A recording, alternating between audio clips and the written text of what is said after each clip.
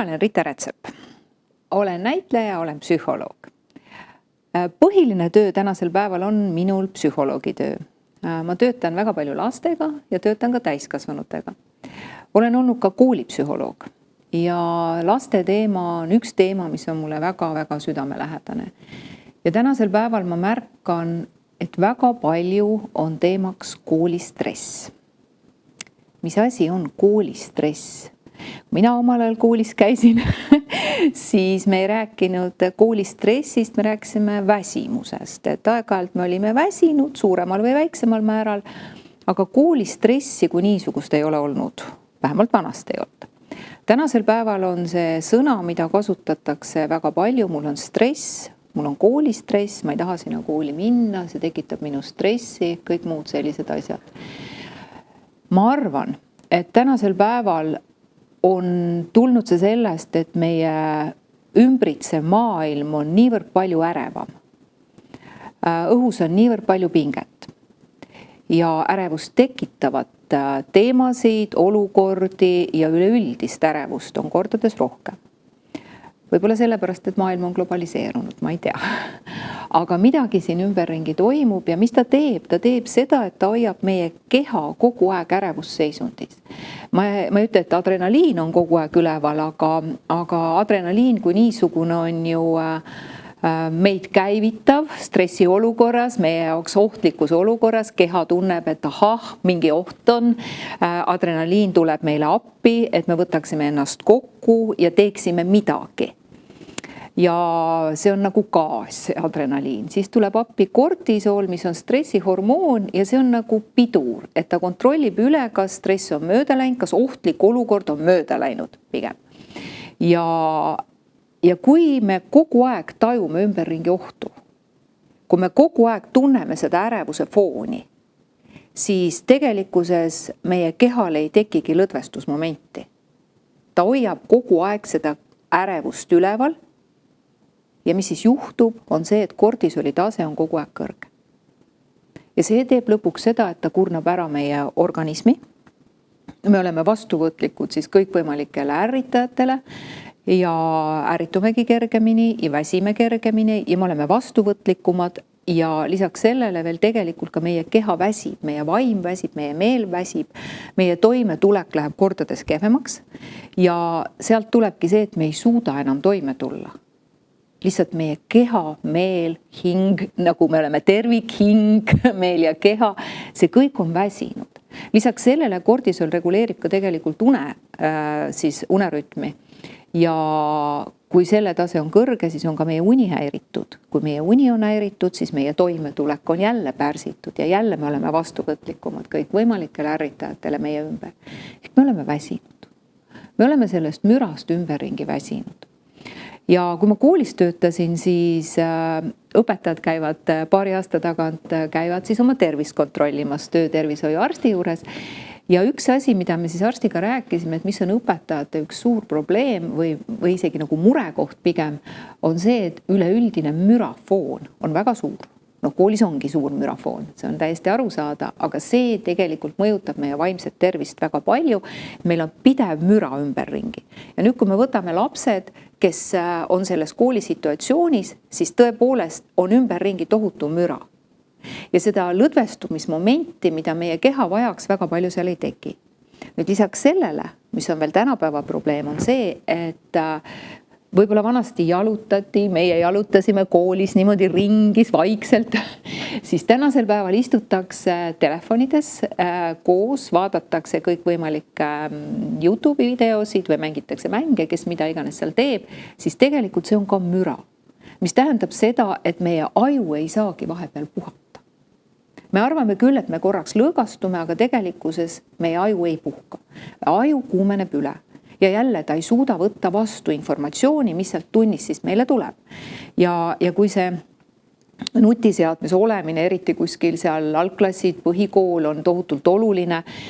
Siis on ka veel see, et seal koolitunnis on ainult üks 15 minutit tõsist tööaega, sellepärast et kõigepealt hakkab see tund pihta, meel on veel seal vahetunnis ehk selles telefonis, siis võib-olla see 15 minutit ma korraks suudan keskenduda, aga juba ma vaatan kella, et millal ma saaks jälle sinna vahetundi. Ehk tegelikult jälle ma ei ole kohal. Ja see väsitab seda väikest inimest või seda noort inimest väga palju. Me räägime siis mürast. Ja nüüd kõik need reaktsioonid, mis meie sees toimuvad, on tegelikult ju kehalised reaktsioonid. Et kui meie see stressihormoon on kogu aeg kõrge, nii nagu ma alguses ütlesin, siis väsib ära ka keha. Sest et kui meie eellased seal savannis läksid küttima midagi, siis nende adrenaliin oli kõrge, nad läksid küttisid selle, mis iganes objekti neil või looma neil oli vaja siis küttida, nad küttisid selle ära, siis nad läksid, istusid lõkkäärde ja toimis lõdvestumine. Täpselt samamoodi meie eellast pani siis liikuma üldse nälg, külm ja oht vaenlase poolt rünnatud saada. Kui see olukord oli lahendatud, siis tegelikkuses tekkis lõdvestumine. Aga meil ei ole seda, et on pinge, on lõdvestus, on pinge, on lõdvestus. Et järjest rohkem läheb maailm selles suunas, et on pinge, võib-olla korraks on väike lõdvestus, pinge.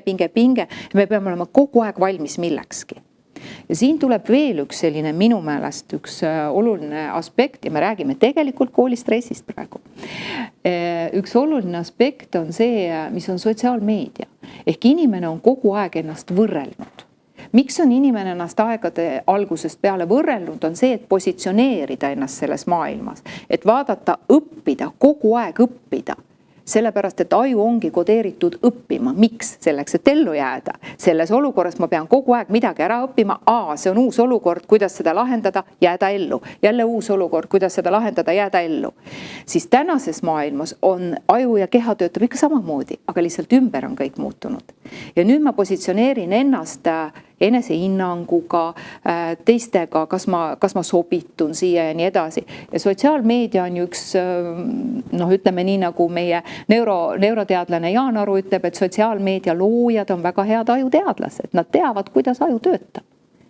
Ja see ongi see, et ta töötabki selle peale, et ma scrollin kogu aeg, näen, kuidas kellelgi on hästi, kuidas keegi on kuskil. Võib-olla see oli selle inimese selle nädala või selle kuu toredaim sündmus. Aga mina näen neid sadu. Ja mulle tundub, et kogu maailmal on palju ägedam elu kui minul. Milliseid filtreid kõike kasutatakse. Kõik on nii ilusad, kõik on nii ägedad, eks. Aga minul ei ole seda. Paratamatult me võrdleme ennast negatiivses suunas, sest inimesel on ka 75% mõtetest negatiivsed, sest negatiivne on see, mis aitab meid jälle elus hoida. Valmis olla igaks ohuks kogu aeg. Et kõik need asjad kurnavad. Mis siis veel on? Et aju kogu aeg õpib. Nii nagu ma ütlesin, ta on kodeeritud õppima. Ja nüüd, kui me istume ja scrollime, mida iganes, vaatan uudiseid, YouTube'ist videosid, võib-olla vahepeal mängin midagi, võib-olla mis iganes seal vaatan Instast, TikTokist, kes kust mida. Ja aju jaoks on see ka nagu õppimine. Aju saab ju kogu aeg informatsiooni. Ja nüüd tema on õppinud niimoodi õppima. See tuleb juba kergelt. Olen kuskil diivani peal, oma voodis, kus iganes, see tuleb juba kergelt. Ja nüüd me satume situatsiooni, kus me peame reaalselt midagi siis ära õppima, aga me ei oska enam pingutada. Ehk meie aju ei oska enam pingutada. Ja siis tekib põgenemine, sest inimene on loomult laisk. Ta tahaks ikkagi ju neid mugavamaid lahendusi saada. Ja siis tekib see, et ma lähen parem sinna, ma teen parem seda, ma lähen võtan väikse ampsu, ma lähen joon klaasi vett, ma scrollin veel natukene. Et ma tegelikult põgenen, et ma otsin sellele pingutusele, mis peaks ennast kokku siis võtma, otsin nüüd lõdvestust. Ja lõdvestus ongi see, et ma teen midagi muud, ehk ma põgenen. Nii nagu igas inimeses on võitle või põgene. Täpselt samamoodi. Ma põgenen kuhugi midagi muud tehes, et ma ei peaks neid asju seal ära tegema, seda matemaatikat või seda eesti keelt ja mis iganes. Ja siis juhtubki see, et asjad kuhjuvad. Ja siis tekib jälle stress, sest tegemata asju on nii palju ja aega ei ole. Et mida nüüd teha? Et eks sellistele olukordadele enam-vähem üritasin nüüd siis lahti seletada, mis siin tänapäeval võiks tekitada lastel stressi, ka täiskasvanutel. Et mida siis selles olukorras teha või mida ette võtta? Loomulikult see on hästi üldine praegu, et kindlasti tuleb koolistressi vaadata per case ja mina, kui ma töötan oma klientidega, lastega, siis me alati ikkagi võtame selle juhtumi per case lahti, et mis seal taga on. Seal võib olla taga ka näiteks perekondlik probleem, et kodused pinged on niivõrd suured, et laps ei saagi kodus lõõgastuda. Võib-olla on vanemate poolt väga suured ootused, et ma pean suutma, ma pean nagu vastama oma vanematele ootustele, ma pean olema tubli tüdruk või tubli poiss, et mul on sealt suured pinged peal. Võib-olla ma olen ise perfektsionist ja ma olen oma lati väga kõrgele seadnud, ka sealt on juba pinged peal ja keha on kogu aeg pinges. Ühel hetkel lihtsalt aju lülitab ennast välja. Täpselt samamoodi võib-olla kellegi teise ootustele vastamine. Täpselt samamoodi võib olla seal koolis mingisuguseid teemasid õpetajatega. Et ega õpetaja on ka inimene, ta elab ka võib-olla laste peal ennast välja või on ta midagi öelnud, eriti teismelise eas ollakse väga tundlikud igale lausele, mis öeldakse. Võib-olla seal on midagi või on klassikaaslaste suhtumine või on suhted koolis üldse. Ja siis lisaks võib-olla see aja planeerimine, et ma ei suudagi neid aegasid oma töid planeerida ja need kuhjuvad. Võib-olla ma ei olegi selline õppija, kes suudaks sellisel tasemel õppida, et positsioneerida ennast, kus kohas on minu võimete lagi üldse tegelikult. Võib-olla ma olen tegelikult vales kohas üldse. Et kõik need asjad tuleks nagu läbi vaadata, aga kui me võtame hästi üldiselt selle, et mida siis nagu sellises olukorras teha, siis üks parimad asjad minu meelest on lõdvestustehnikad. Lihtsalt lõdvestuda, lubada endale lõdvestuda. Ja see ei ole nüüd selline scrollimine, et ma viskan korraks pikali ja siis puhkan. Nutiminutite aeg peab muidugi olema, kõikidel peab olema, tänases maailmas on see normaalsus. Aga siin ei tohi ära unustada seda, et aju ju siis ei puhka. Ja see päris puhkamine on täiesti teadlik lõdvestus ja selleks on kõik võimalikke informatsiooni internetis, YouTube'is, kus saaks võtta endale mingisugusegi harjutuse ja teha seda iga päev järjepidevalt, sest lõõgastunud kehas ei ole pingeid. Ja see ongi see, et ma annan ajule signaali, et ma lõõgastun. Ehk ta saab tulla, sest stressihormoon saab langeda. Et kui ma iga päev nagunii olen pinges, siis hakata harjutama kas või sellist sügavat hingamist, visata pikali kuskile voodisse või osta endale väike matikene, joogamat või mis iganes, panna käsi kõhu peale ja teadlikult hingata. Võib-olla teadlikult lõdvestada oma keha. Teha kõikvõimalikke selliseid meelerahu harjutusi, kas visualiseerida ennast kuskile mõnusasse kohta, mõte läheb jälle mingite tegemata tööde peale või halbade suhete peale, nii edasi, tulla jälle tagasi, lihtsalt tulla jälle turvaliselt tagasi.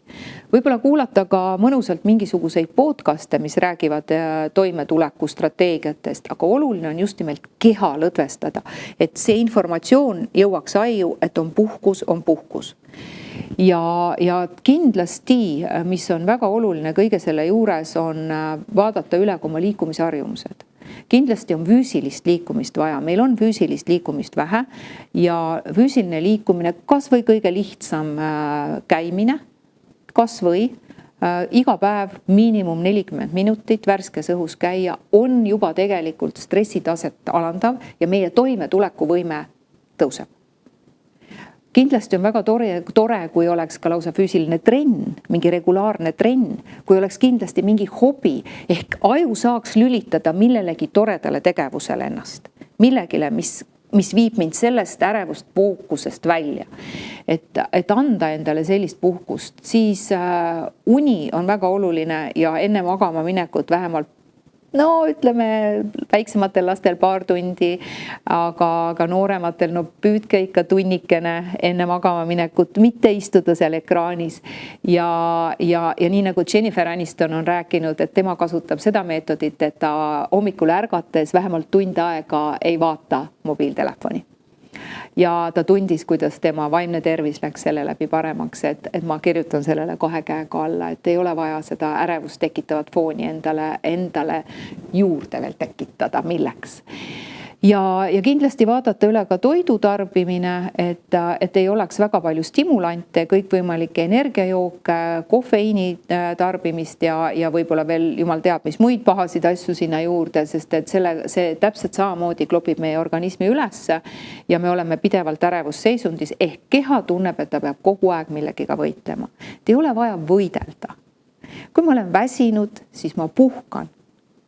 lubada endale kõige ehtsamat molutamist nii nagu ütleb Fred Jüssi, et vahetevahel oleks seda vaja ja see vahetevahel on iga päev 15 minutit.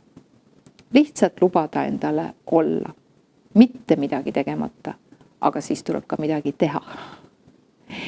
Et sellised väiksed lihtsad soovitused, et teha tööd ja puhata, teha tööd ja puhata, et keha ja meel ja vaim oleks ilusas, mõnusas rütmis.